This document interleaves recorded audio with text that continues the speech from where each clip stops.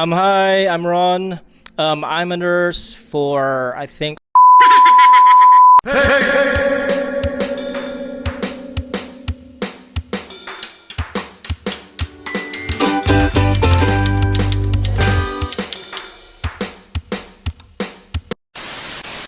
Hi, I'm Ron.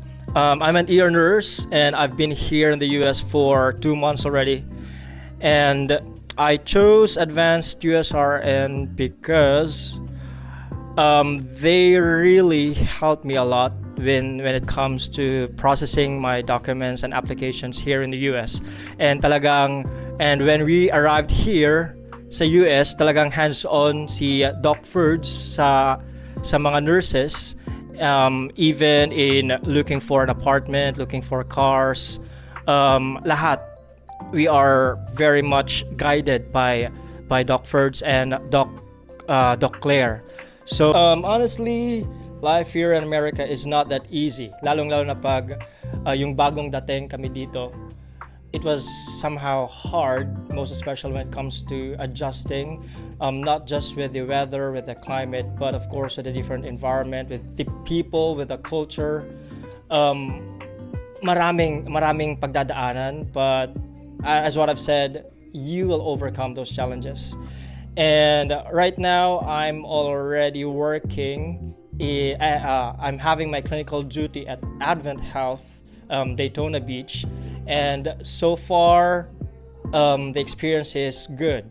I mean, it's not just good, but it's really great. Although may mga adjustment lang when it comes to the system, with the processes, and also with the equipments na hindi similar sa Pinas, but once you get familiarized with the system, with the processes, and with the equipments, everything will go smooth. And kung na-survive natin yung experience ng nurses sa Pinas, definitely you will also survive the life here as a nurse in the US. I know na retro ngayon, but I've been on that situation as well. Supposedly, like 2 years ago pa dapat ako dito, but it really takes patience. Just keep on processing yung mga documents ninyo, yung application, and just keep on praying na mag-current yung priority date. And I know that you'll encounter a lot of challenges here when you arrive here in the US, and even to those who are still waiting for their priority date. But everything has a purpose. God has a purpose, and nasa right timing lang talaga yan. And once that right time would come, then definitely magiging okay din lahat. You will be settled, and you will overcome those challenges. And one thing that would help you survive is the support system with friends and yung mga makakakilala nyo dito. Yun yung importante din para makasurvive. I know you'll feel homesickness here, but once you are with the right people, then somehow mawawala yung tinatawag na homesickness. But yun.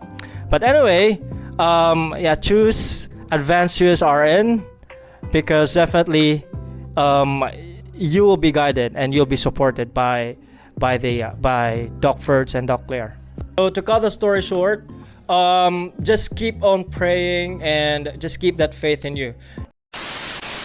Alright! Impact naman yung lang. Walang impact yung... 5, 6, 7,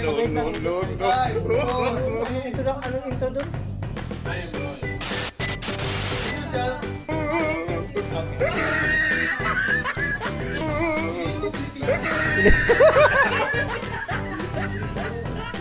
Okay.